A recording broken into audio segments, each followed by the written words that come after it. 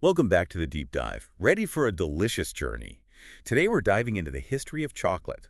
Ooh, sounds pretty sweet. Oh, it is. But it wasn't always that way. Imagine a world where chocolate was considered, get this, a drink for pigs. A drink for pigs. Wow, I guess tastes really do change, huh? They do. And that's exactly what we're going to uncover today, the fascinating story of how chocolate evolved from a bitter, ancient beverage to the global icon it is now. I'm all ears. Where do we even begin? Well, we've got a whole treasure trove of sources for this deep dive, historical accounts, some quirky anecdotes, even a few papal decrees. Maple decrees. Now, that's not something you hear every day. I know, right? It's going to be a wild ride. Chocolate's story is full of twists and turns, that's for sure. I'm already intrigued. Let's get started. Okay, so let's rewind the clock all the way back to ancient Mesoamerica, around 1500 BC. This is where the Olmec civilization, the true pioneers of chocolate, were cultivating cacao beans. 1500 BC? That's what, way before Europe even knew about it. Exactly. And these weren't the picture-perfect beans we might imagine today. Picture this. Pods that look surprisingly like sheep droppings. Sheep droppings. Okay, that's not the most appetizing image. I know, right? But inside those pods were these precious beans that were fermented, dried, and then ground into a paste. So that's where it all begins, huh? But this paste, it wasn't sweet like we're used to, right? Not at all. It was actually bitter and often spicy, and they made it into a drink. Not exactly the sweet treat we'd reach for today. So what was the appeal? Well, for the Olmecs, this drink wasn't about indulgence. It held deep cultural and spiritual significance used in rituals, celebrations, even as a form of currency. Wait, they used chocolate as money? They did. Imagine using cacao beans to barter for goods and services. Wow, that's incredible. It really puts things into perspective, doesn't it? It does. Makes you wonder what things we take for granted today might have held totally different value in the past. But moving on, the Maya civilization continued and expanded upon those chocolate traditions. They used chocolate drinks in peace treaties, social gatherings, and of course, religious ceremonies. So it was really ingrained in their society. It was.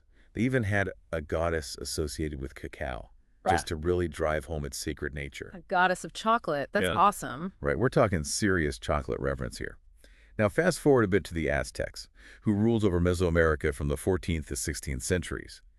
They inherited this rich chocolate heritage, but they added their own unique twist. Oh, what did they do? Well, for the Aztecs, chocolate took on even greater religious significance. We see evidence of its use in offerings to the gods, and some scholars even believe it might have been consumed during sacrificial rituals. Wow, that takes chocolate lover to a whole new level. I know. It really highlights how the meaning and use of chocolate evolved across these different cultures. Definitely. And you mentioned the Aztecs had a vast empire. Did chocolate play a role in that too? Oh, absolutely. Their empire relied heavily on a tribute system, and guess what was one of the most sought-after tribute items? Cacao beans. Bingo. These cheap dropping pods were essentially paying the bills for a huge empire. That's amazing. I never would have guessed. It just goes to show how crucial cacao was to their economy and power structure. Even the Aztec Emperor Montezuma himself was said to have consumed vast quantities of this special chocolate drink, believing it enhanced his strength and vitality. So not just a drink for pigs, but a drink fit for an emperor, huh? Exactly. But little did the Aztecs know that their beloved chocolate would soon be catapulted onto the world stage, thanks to some intrepid explorers from across the ocean. And that brings us to the arrival of the Spanish in the 16th century. Oh, this is where things get interesting. I can't imagine the Spanish were too keen on bitter, spicy drinks. You're right. The Spanish conquistadors, led by Hernán Cortés, weren't exactly impressed at first. They found it pretty strange and unpalatable compared to their European tastes. I can only imagine their faces. But being the adaptable folks they were, the Spanish didn't dismiss chocolate entirely. Instead, they started experimenting, trying to make it more to their liking. So what did they do? Did they just add a ton of sugar? Well, that was part of it. They started adding familiar ingredients like sugar, honey, and spices like cinnamon and vanilla to make it more palatable to their European palates. A little fusion cuisine action. Exactly. And this was a turning point. It marked the beginning of chocolate's transformation into the sweet treat we recognize today. Makes you wonder if chocolate would have ever taken off without that key adaptation. Would we even be having this conversation right now? It's a good question. Now, the first recorded instance of cacao beans actually arriving in Europe was in 1544.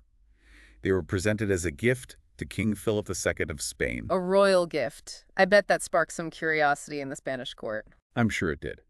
But even with the addition of sugar and spices, chocolate's journey in Europe wasn't without its challenges. Believe it or not, it even sparked some heated debates within the Catholic Church. You're kidding. The Catholic Church had a problem with chocolate. They did. The big question was whether consuming chocolate would break religious fasts. Can you imagine the theological dilemmas this new beverage created? That's wild. So what happened? Did they ban chocolate? Well, the debate raged for decades, culminating in a papal decree in 1666 by Pope Alexander VII.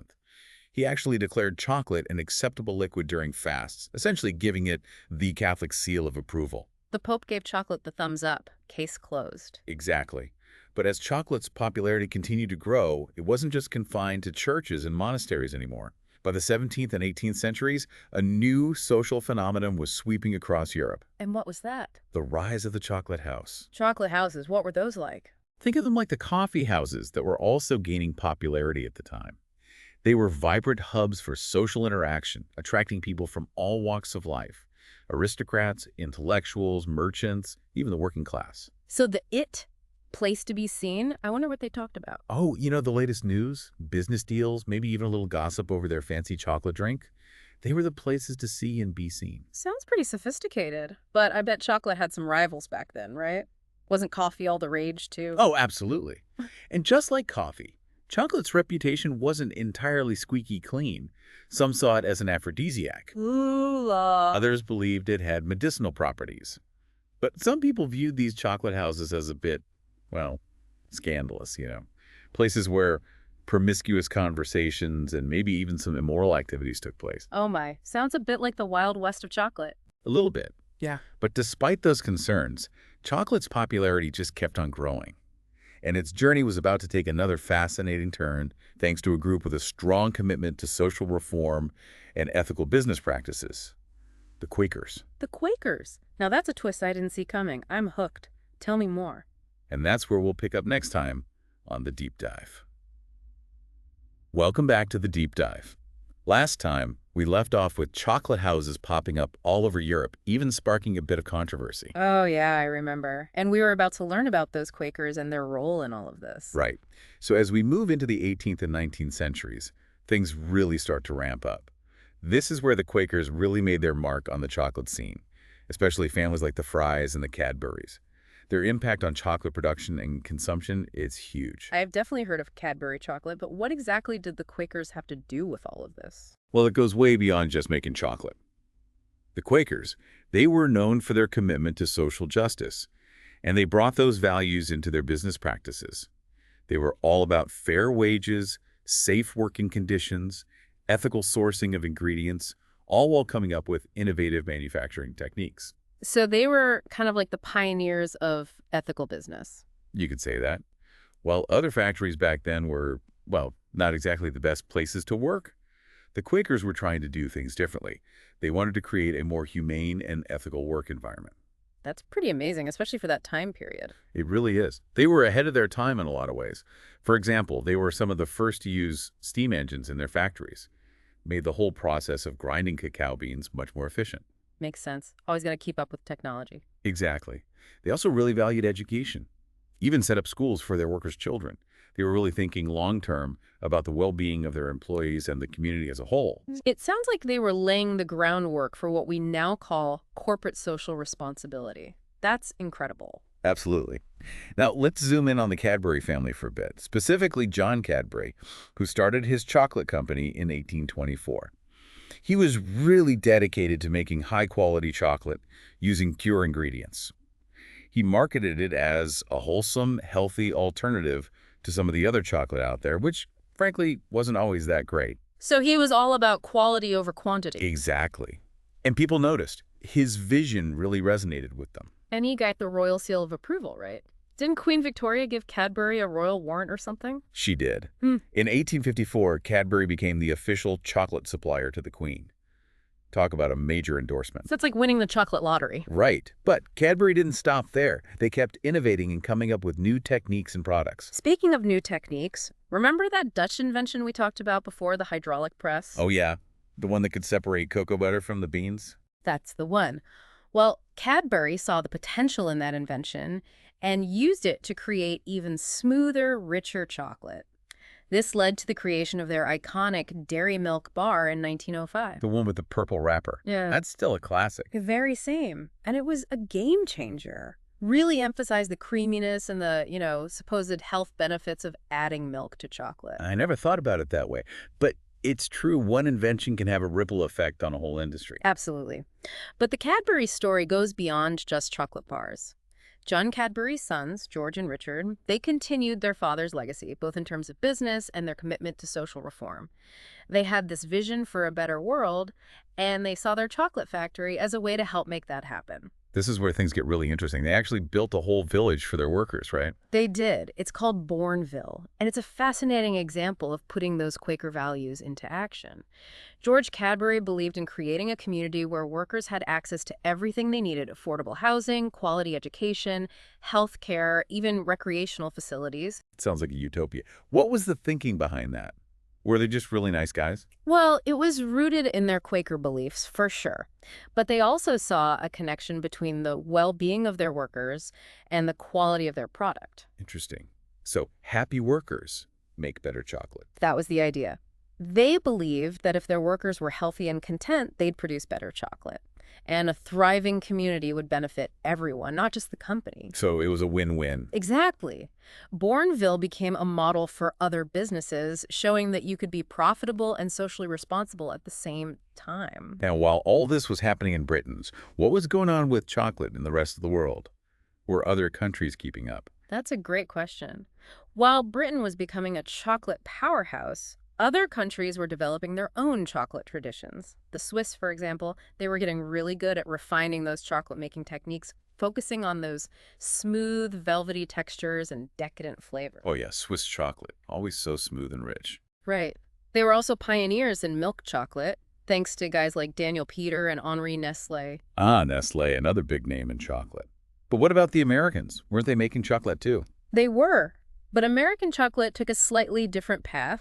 While European chocolate was all about those high-quality ingredients and refined techniques, American chocolate makers often focused on making it more affordable and producing it on a larger scale. That makes sense. America's always been about doing things big. It is. And I've heard that American chocolate has a very distinct flavor. Some people even say it's, well, a bit unique. I've heard that too. Why is that? What makes it so different?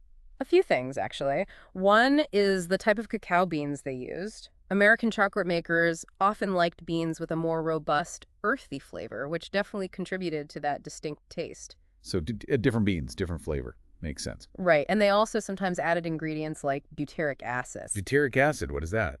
It's a naturally occurring fatty acid that helps extend the shelf life of chocolate and gives it a certain melt-in-your-mouth texture. Interesting. But didn't you say American chocolate makers were focused on affordability? I wonder if that had something to do with it. It might have. Some people saw the use of butyric acid as a way to cut costs and prioritize mass production over, let's say, more nuanced flavors. So a trade-off between affordability and taste, maybe. It makes you appreciate those companies, like Cadbury, who were so focused on quality. It does. But the story of American chocolate isn't over yet. It's actually gone through its own evolution, with more and more emphasis on those artisanal techniques and high-quality ingredients we talked about earlier.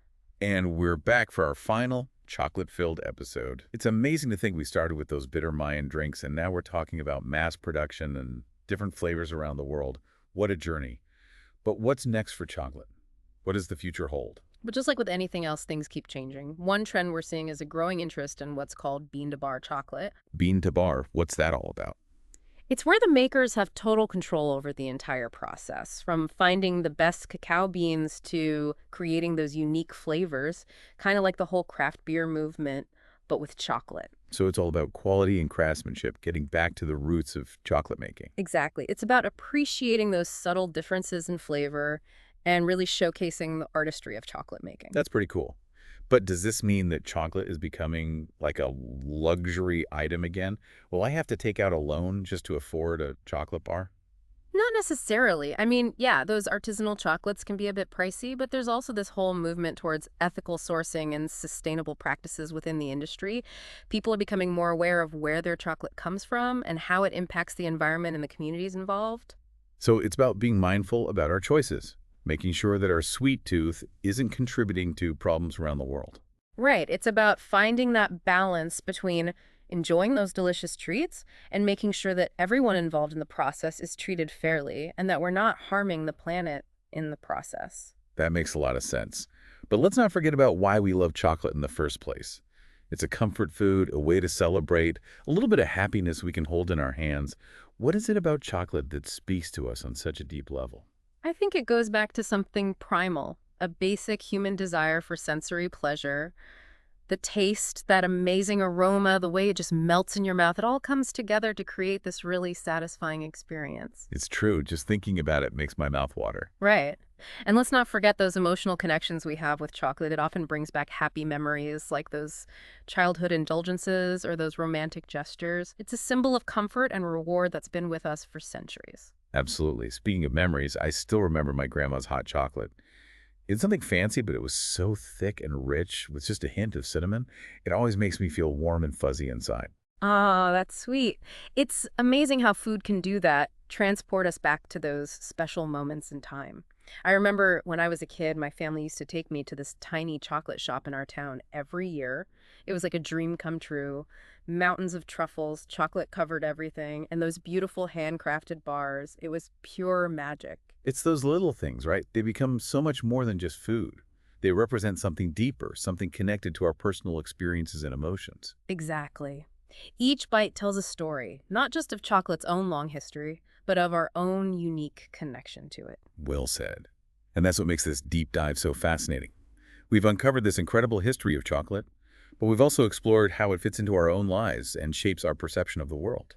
It's been quite the adventure, from those bitter beans used by the Mayans to those beloved bars we enjoy today. We've seen how chocolate's been used as money, a symbol in religious ceremonies, even a source of comfort during tough times like wars. Who knew that something so simple could have such a rich and complex history? It really speaks to human ingenuity and our ability to adapt and transform something from nature into this global phenomenon that's loved by millions. And on that note, I think it's time for us to wrap up our chocolate adventure. It's been a real treat exploring this topic with you. The pleasure was all mine. To all our listeners out there, I hope you've enjoyed this deep dive as much as we have. It's a good reminder that even those everyday things we take for granted often have fascinating stories behind them, waiting to be discovered. Absolutely.